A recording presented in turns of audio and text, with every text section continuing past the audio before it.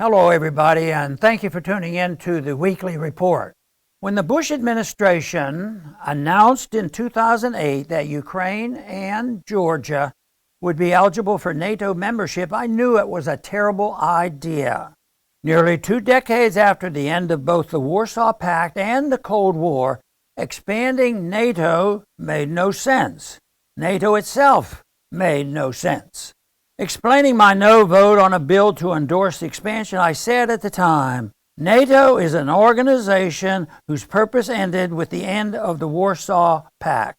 This current round of NATO expansion is a political reward to governments in Georgia and Ukraine that came to power as a result of U.S.-supported revolutions, the so-called Orange Revolution and the Rose Revolution. Providing U.S. military guarantees to Ukraine and Georgia can only further strain our military. This NATO expansion may well involve the U.S. military in conflicts unrelated to our national interests. Unfortunately, as we have seen this past week, my fears have come true. One does not need to approve of Russia's military actions to analyze its stated motivation. NATO membership for Ukraine was a red line it was not willing to cross. As we find ourselves at risk of a terrible escalation, we should remind ourselves that it didn't have to happen this way. There was no advantage to the United States to expand and threaten to expand NATO to Russia's doorstep. There is no way to argue that we are any way safer for it. NATO itself was a huge mistake. When in 1949 the Senate initially voted on the NATO treaty, Senator Robert Taft, known as Mr. Republican, gave an excellent speech on why he voted against creating NATO.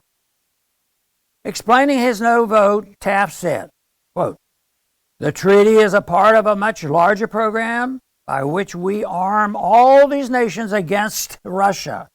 A joint military program has already been made.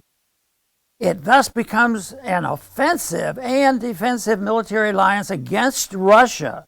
I believe our foreign policy should be aimed primarily at security and peace, and I believe such an alliance is more likely to produce war than peace." Taft continued, "If we undertake to arm all the nations around Russia, and Russia sees itself ringed about gradually by so-called defensive arms from Norway and Denmark to Turkey and Greece, it may form a different opinion. It may decide that the arming of Western Europe, regardless of its present purpose, looks to an attack upon Russia. Its view may be unreasonable, and I think it is. But from the Russian standpoint, it may not seem unreasonable.